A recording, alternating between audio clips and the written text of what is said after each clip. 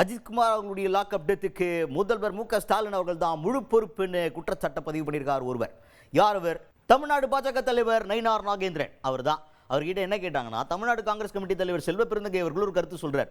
என்ன கருத்து?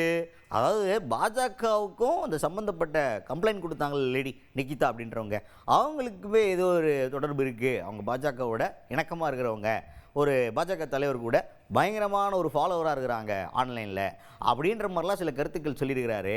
இது நீங்கள் எப்படி பார்க்குறீங்க அப்படின்னு கேட்க, அதுக்கு நயினார் நாகேந்திரன் அவர்கள் என்ன சொல்கிறாருன்னா, அதாவது இந்த அஜித்குமார் கொலை வழக்கை முதல்ல வெளியில் சொன்னதே நான் தான். பாரதிய கட்சி தான் முதலே வெளியில் கொண்டு வந்தோம். அதுக்கு பிறகு தான் மற்ற கட்சிகள்லாம் வந்தாங்க. இன்றைக்கி எல்லோரும் வீட்டுக்கு எல்லோரும் போயிட்டு இருக்கிறாங்க. அதில் முழுக்க மதிப்புக்குரிய செல்வ பெருந்தகை கூட்டணியில் இருக்கக்கூடிய முதலமைச்சர் தான் இதுக்கு முழு பொறுப்பேற்கணும். இது போக பாஜகவுக்கு இன்னொரு பயங்கரமாக டமால் அப்படின்னு அடி கொடுக்குற மாதிரி விஜய் அவர்கள் ஒரு தீர்மானத்தை நிறைவேற்றிருக்கிறாங்க தாவேக்கால. விஜய் அவர்கள் சொல்கிறாரு, பாஜகவோட வளைஞ்சு கொழிஞ்செல்லாம் நாங்கள் கூட்டணியெலாம் வச்சுக்க மாட்டோம், பாஜகவோட கூட்டணியே கிடையாது அப்படின்னு ஒரு தீர்மானத்தை நிறைவேற்றிருக்கிறாங்க தாவேக்க சார்பில். இந்த தீர்மானம் நிறைவேற்றினதை பற்றி கேள்வி கேட்குறாங்க.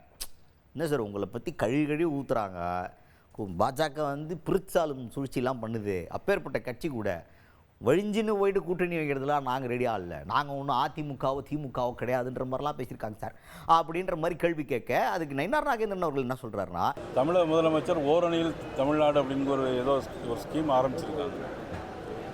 அது மாதிரி என்னை பொறுத்தவரையில் திமுக வீழ்த்தோன்னா எல்லோரும் ஓரணியில் வரணும் அப்படிங்கிறது தான் என்னுடைய எண்ணம். வருவது வராது அவர்களுடைய சொந்த விருப்பங்கள். அதாவது இதனால் யாருக்கு லாபம் யாருக்கு நஷ்டங்கிறத அவரவர்கள் சிந்தித்து பார்த்து, யார் வர வேண்டாம் என்ற ஒரு எண்ணம் யாருக்கெல்லாம் இருக்கிறதோ, திமுக வர வேண்டாம் என்கிற எண்ணம் யார் யாருக்கெல்லாம் இருக்கிறதோ அவர்களெல்லாம் ஓரணியில் திரள வேண்டும் என்பது என்னுடைய எண்ணம்.